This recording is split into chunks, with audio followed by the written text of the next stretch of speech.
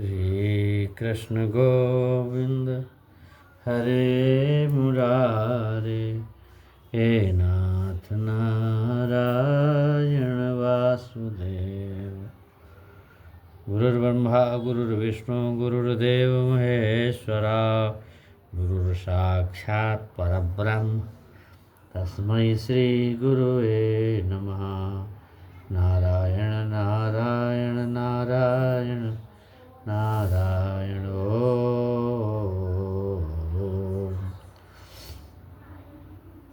अब गीता जी का अगले क्रम में प्रवेश करते हैं। श्लोक है क्रोधात् भवति सम्मोहा, सम्मोहात् स्मृति विभ्रमः, स्मृति भ्रंशात् बुद्धिनाशो, बुद्धिनाशात् प्रणश्यति। क्रोधात् भवति, क्रोधात् का मतलब है क्रोध से, भवति माने होता है, सम्मोहा मतलब पूर्ण मोह, और सम्मोहात् माने मोह से, स्मृति भ्रंशात्, स्मृति माने स्मरण शक्ति, भ्रंशात् माने स्मृति के मोह से, बुद्धिनाश बुद्धि का विनाश, अबुद्धिनाशात् बुद्धिनाश से, प्रणश्यति आधा पतन, विनाश पतन पूरा होगा, ऐसे इसको करेंगे। क्रोध से पूर्ण मोह उत्पन्न होता है, और मोह से स्मरणिक, मोह से स्मरण शक्ति नाश हो जाती। पिछले बताए थे कि अगर ध्यान किया जाए विषय का तो विषय न मिला तो क्रोध आता है। ध्यान विषय का हुआ, विषय न मिला संसार का तो क्रोध आएगा। तो क्रोध से क्या होगा? क्रोध से मोह उत्पन्न होगा, और मोह से स्मरण शक्ति चली जाएगी, विभ्रम हो जाता है। और जब स्मरण शक्ति भ्रमित हो गई तो हो गया पागल व्यक्ति। बुद्धि नष्ट हो गई तो कहो पागल है उसको, क्योंकि बुद्धि विवेक से तो सत्य सत्य का ज्ञान होता है। बुद्धि नष्ट होने पर मनुष्य भवकूप में गिर जाता अंधे के समान। तात्पर्य यह है कि प्रापश्चिकतया बुद्धया हरि संबंधी वस्तुतः अमुमुक्ष भी परित्यागो वैराग्यम फाल्गु कथ्यते। भक्ति रसामृत का ये श्लोक है, भक्ति रसामृत सिंधु का ये श्लोक बता रहा है। जो भगवान के चिंतन में, परमात्मा के चिंतन में करते करते जो मनुष्य का विकास से मनुष्य जान सकता है कि प्रत्येक वस्तु का उपयोग भगवान की सेवा के लिए किया जाता है। अब भगवान कृष्ण के ज्ञान से रहित जो भी है वह कृत्रिम ढंग से भौतिक विषयों से बचने का प्रयास करती है।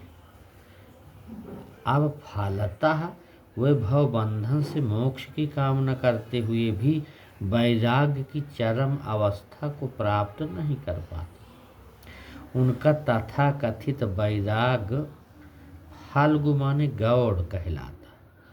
इसके विपरीत भगवान का चिंतन व्यक्ति जानता है कि प्रत्येक वस्तु का उपयोग भगवान की सेवा में किस प्रकार किया जाए, तो वह भौतिक चेतना का शिकार नहीं होता।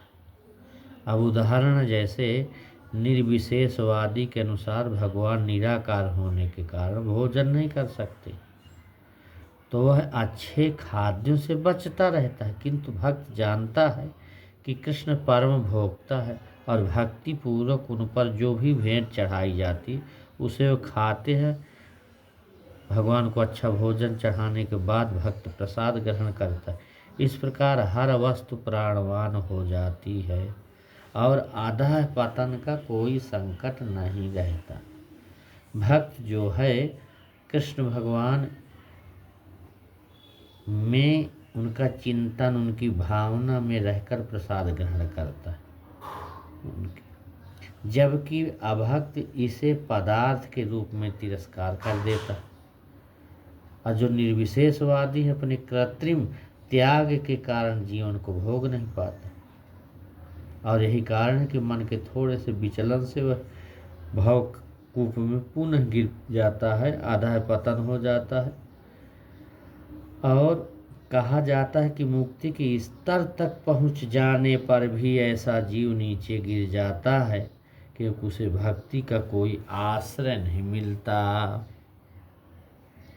इसलिए राग द्वेष विमुक्तैस्तु विषया निद्रयी ऐश्वरन् आत्मवश्यैर्विधेयात्मा प्रसादमधिगच्छति। राग का मतलब है आसक्ति और द्वेष का मतलब है वैराग। अविमुक्तई का मतलब मुक्त रहने वाला। विषयान का मतलब इंद्रियों को। विधेयात्मा मतलब नियमित स्वाधीनता। अप्रसाद माने भगवत कृपा, अधिगच्छति माने प्राप्त कर जाता। समस्त राग तथा द्वेष से मुक्त एवं अपनी इंद्रियों को संयम द्वारा वश में करने में समर्थ व्यक्ति भगवान की पूर्ण कृपा प्राप्त कर सकता है। इंद्रियों को संयम करे, राग द्वेष से मुक्त रहे। तात्पर्य इसका यह है कि जो एक कृत्रिम विधि से इंद्रियों पर बाह्य रूप से नियंत्रण किया जाता है, बाहरी वस्तुओं से, बाहरी साधनों से ये जो किया जाता है, इस पर नियंत्रण इंद्रियों पर, जब तक इंद्रियां भगवान की दिव्य सेवा में नहीं लगाई जाती तब तक नीचे गिरने की संभावना पूरी बनी रहती। यद्यपि पूर्णतया भगवान परमात्मा का व्यक्ति के ऊपर से विषयी स्तर पर क्यों न दिखे, किंतु भगवान श्री कृष्ण की भावना करने से, होने से वह विषय कर्मों में आसक्त नहीं होता।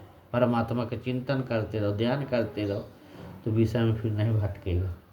उसका एकमात्र उद्देश्य तो प्रभु को प्रसन्न करना है, अन्य कुछ भी नहीं।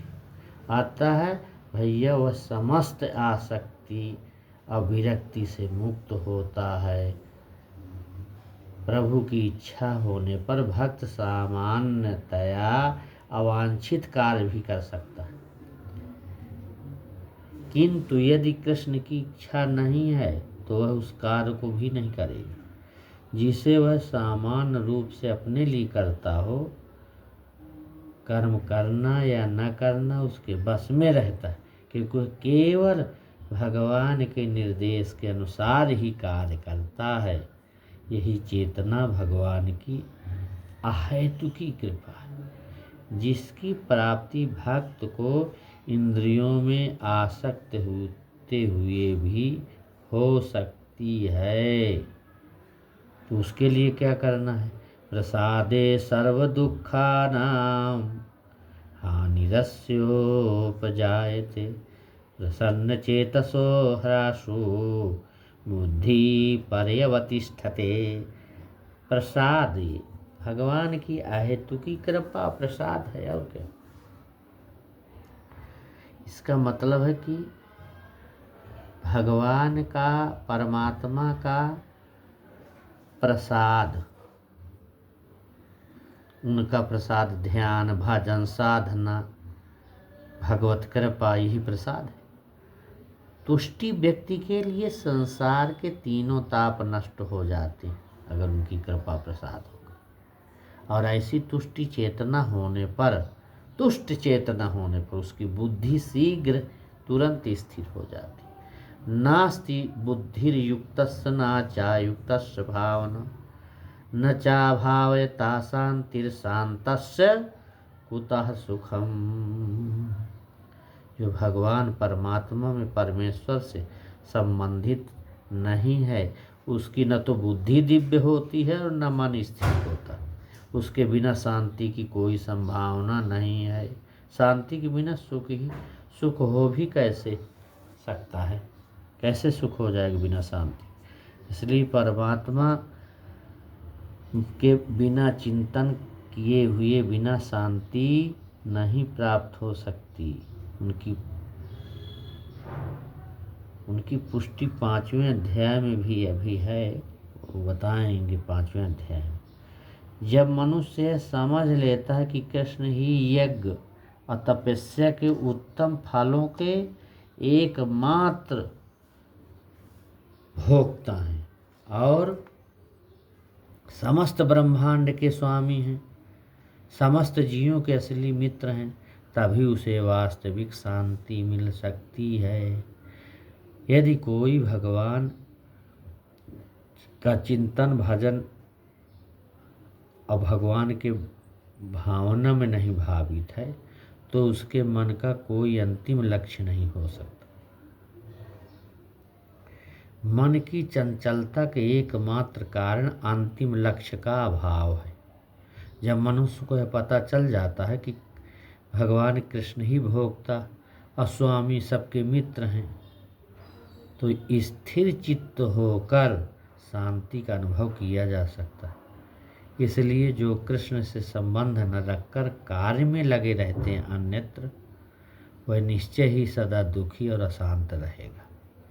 भले ही वह जीवन में शांति तथा आध्यात्मिक उन्नति का कितना ही दिखावा क्यों न करे, लेकिन परमात्मा का चिंतन भजन स्वयं प्रकट होने वाली शांतिमयी अवस्था है, तो जिसकी प्राप्ति भगवान के संबंध से ही हो सकती है।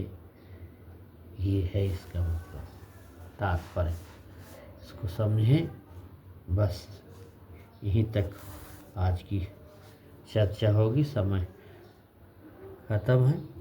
अब कल बोलेंगे फिर आगे के बारे में। पूर्णमदः पूर्णमिदं पूर्णात् पूर्णमुदच्यते पूर्णस्य पूर्णमादाय पूर्णमेवावशिष्यते। ओम शांति शांति। सद्गुरुदेव भगवान की जय हो।